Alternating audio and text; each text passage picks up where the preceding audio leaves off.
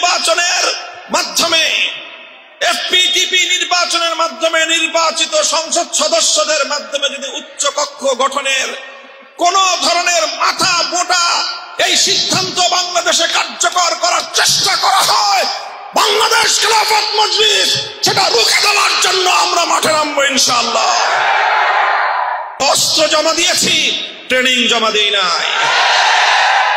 সেই কল বৈষম্যের শেকড় সত্য উপড়ে ফেলে আল্লাহর জমিন আল্লাহর খেলাফত কায়েমের বিপ্লব, ইসলামের বিপ্লব। পদ্ধতিতে উচ্চকক্ষ গঠনের সিদ্ধান্ত দিয়েছে, কিন্তু বাংলাদেশের বর্তমান সর্ববৃহৎ রাজনৈতিক দল তার সঙ্গে দ্বিমত পোষণ করে তারা নোট অফ ডিসেন্ট প্রদান করে মূলত উচ্চকক্ষের কার্যকারিতাকে সম্পূর্ণরূপে ব্যর্থ করে দিয়েছে। আমি আজকের এই শ্রমিক কনভেনশন থেকে স্পষ্ট ভাষায় আমার বক্তব্য তুলে ধরতে চাই, যদি উচ্চকক্ষে প্রপোর্শনাল পদ্ধতিতে সদস্য নির্বাচনের ব্যবস্থা না থাকে, তাহলে সেই বেকার পুনর্বাসনের উচ্চকক্ষ আমরা চাই না। আমরা উচ্চকক্ষ বাস্তবায়ন দেখতে চাই শুধুমাত্র সেক্ষেত্রে যদি উচ্চকক্ষ পিআর পদ্ধতিতে নির্বাচনের ব্যবস্থা হয়। আর যদি উচ্চকক্ষে পিআর পদ্ধতি ছাড়া চলমান নির্বাচনের মাধ্যমে এফপিটিপি নির্বাচনের মাধ্যমে নির্বাচিত সংসদ সদস্যদের মাধ্যমে যদি উচ্চকক্ষ গঠনের কোন ধরনের মাথা মোটা এই সিদ্ধান্ত বাংলাদেশে কার্যকর করার চেষ্টা করা হয়, বাংলাদেশ খেলাফত মজলিস সেটা রুখে দেওয়ার জন্য আমরা মাঠে নামবো ইনশাআল্লাহ। আমরা সরকার ছাড়া অন্য কোন পক্ষকে অ্যাড্রেস করতে চাই না, রাজনৈতিক শিষ্টাচার রক্ষা করে আমরা কথা বলতে চাই।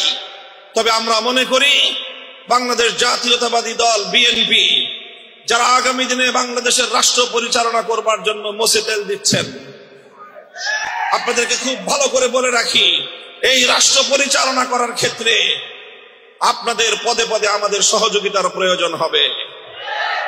যদি আমাদের সহযোগিতার কথা চিন্তা করেন, তাহলে জাতীয় প্রত্যাশা যদি আপনারা পূরণ করতে না পারেন, মনে রাখবেন জুলাই আগস্ট বিপ্লবের মতো আমরা আবার রাজপথে নামবো।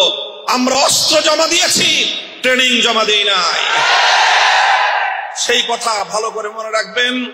এই জন্য উচ্চ কক্ষ যদি তৈরি করতে হয়, তাহলে পিআর পদ্ধতিতে যেটা প্রকৃত অর্থবহ একটি উচ্চ কক্ষ হতে পারে, সেইভাবে যদি উচ্চ কক্ষ গঠন না করা হয়, তাহলে এই দুর্বল আর গরিব রাষ্ট্রের উপর নতুন করে আরো 100 এমপি পালন করবার, তাদের ভরণ পোষণ, তাদের বিলাসিতার ভোগ্য সামগ্রী সরবরাহ করবার এই বোঝা আমার এই দরিদ্র রাষ্ট্রের মেহনতি মানুষের ঘামে গড়া এই রাষ্ট্রের উপর আপনার চাপিয়ে দেওয়ার কোন দুরভিসন্ধি করবেন না। পরিষ্কার এটা আমাদের কথা। কাজে আমি বলতে চাই, সংস্কারের জায়গায় আমাদের সবচেয়ে বেশি প্রত্যাশা ছিল নির্বাচন ব্যবস্থায় এমন কোন সংস্কার হবে যেই সংস্কারের মাধ্যমে বাংলাদেশে দীর্ঘদিন ধরে চলে আসা দুর্বৃত্তায়নের রাজনীতির পথ বন্ধ হবে, পেশি শক্তির পথ বন্ধ হবে, ভোট চুরির রাস্তা বন্ধ হবে, কালো টাকার আধিপত্য বন্ধ হবে, সন্ত্রাসবাদের আধিপত্য বন্ধ হবে এবং একটি লেভেল প্লেইং ফিল্ড তৈরি করবার মতো এই সরকার সক্ষম হবে। এমন একটি সংস্কার কার্যকর করেই তারপরে নির্বাচনের ঘোষণা আসবে, এটাই ছিল আমাদের দেশের মানুষের প্রত্যাশা। কিন্তু গত 5ই আগস্ট মাননীয় প্রধান উপদেষ্টার এই ধরনের ঘোষণা, যেখানে সংস্কার বাস্তবায়নের ন্যূনতম কোনো প্রত্যাশা নেই, সেই ধরনের ক্ষেত্রে আমরা মনে করি যে সংস্কারের যেই মহান দায়িত্ব ছিল অন্তর্বর্তীকালীন সরকারের উপর, সেই দায়িত্ব পালনে তারা সম্পূর্ণরূপে ব্যর্থ হয়েছে এবং সেই দায়িত্ব পালনে জাতীয়তাবাদী দল বিএনপির পক্ষ থেকে সবচেয়ে বেশি অসহযোগিতা করা হয়েছে। সংগ্রামী সাথী ও বন্ধুগণ, এরপরে দ্বিতীয় তাদের প্রাধান্যের বিষয় ছিল ফ্যাসিবাদী খুনিদের বিচার নিশ্চিত করা। সেখানে কিছু মামলা হয়েছে, কিন্তু সেই মামলায় আজও পর্যন্ত দৃশ্যমান কাঙ্ক্ষিত মানের কোন অগ্রগতি সাধিত হয়নি। ন্যূনতম একটি মামলায় অন্তত খুনিদের কোন রায় ঘোষণা করা হয়নি। বিপরীত দিকে যারা ফ্যাসিবাদী আমলে ওলামায়ে কেরাম সহ বাংলাদেশের নিপীড়িত বিরোধী মতের মানুষজন হাজার হাজার মামলার ঘানি টেনেছে বছরের পর বছর, সেই মামলাগুলোর বোঝা আজও পর্যন্ত আমাদের কাছ থেকে অন্তর্বর্তীকালীন সরকার লাঘব করতে পারেনি। কিছু মামলা প্রত্যাহারের মূল্য ঝুলিয়েছে, আজও পর্যন্ত কোন সরকারি গেজেট তৈরি করা হয়নি। গুরুত্বপূর্ণ মামলাগুলো, হত্যা মামলা, মিথ্যা হত্যা মামলা, আমার ভাইকে খুন করে আমার বিরুদ্ধে হত্যা মামলা দায়ের করা হয়েছে। শাপলা চত্বরে এদেশের আলেম ওলামা, এদেশের হেফাজতে ইসলামের ডাকে সাড়া দেওয়া তৌহিদি জনতাকে নির্মমভাবে খুন করেছে, হত্যা করেছে।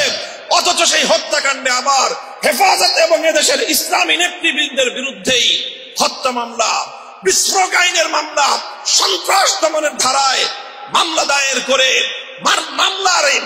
মামলায় আমাদেরকে জর্জরিত করে দেওয়া হয়েছে। এক বছরে অন্তর্বর্তীকালীন সরকার আজও সেই হত্যা মামলাগুলো, সন্ত্রাস বিরোধী ধারায় দায়েরকৃত সেই মামলাগুলো প্রত্যাহার তো করেইনি, এখন নতুন গান শোনানো শুরু করেছে আমাদেরকে যে অন্যান্য মামলা প্রত্যাহার হবে, কিন্তু হত্যা মামলা, সন্ত্রাস বিরোধী ধারায় দায়েরকৃত মামলা এবং এই যে বিস্ফোরক ধারায় দায়েরকৃত মামলা, এগুলো নাকি ওনারা প্রত্যাহার করতে পারবেন না। এই সকল ধোঁকাবাজি, ছলচাতুরি, আইনের নামে বেআইনের শাসন, এটা আমরা ভালোভাবে নেব না। আমরা অন্তর্বর্তীকালীন সরকারকে জন্য ইতিহাসের কাঠগড়ায় দাঁড় করাবো। তারপরে হলো তাদের তৃতীয় যে প্রায়োরিটির বিষয় ছিল নির্বাচনের লেভেল প্লেইং ফিল্ড। এদেশের মানুষ মনে করে, প্রতিটি রাজনৈতিক পক্ষ মনে করছে, আজ বাংলাদেশে যে আইন শৃঙ্খলা বাহিনীর আইন শৃঙ্খলার যে পরিস্থিতি, পুলিশের যে নিষ্ক্রিয় ভূমিকা এবং সারা দেশে চাঁদাবাজদের যে দৌরাত্ম্য, সারা দেশ জুড়ে যেভাবে অবৈধ কালো টাকার মালিকদের যে আধিপত্য, সেই জায়গায় নিরীহ সাধারণ সৎ দরিদ্র মানুষের পক্ষে আগামী নির্বাচনে প্রতিনিধিত্ব করা তো দূরের কথা, নির্বাচনে প্রতিদ্বন্দ্বিতা করা তো দূরের কথা, তারা নির্বাচনে নির্বিঘ্নে ভোট পর্যন্ত দিতে পারবে বলে আমরা আস্থা রাখতে পারছি না। অন্তর্বর্তীকালীন সরকারকে সেই পরিবেশ নিশ্চিত করতে হবে, বড় বড় রাজনৈতিক দলগুলোকে সেজন্য নিজেদের দায়িত্ব পালন করতে হবে এবং সেই পরিবেশ নিশ্চিত করতে হবে। যদি সেটা করতে ব্যর্থ হয়, অন্তর্বর্তীকালীন সরকার ইতিহাসের কাছ থেকে তার দায় এড়াতে পারবে না।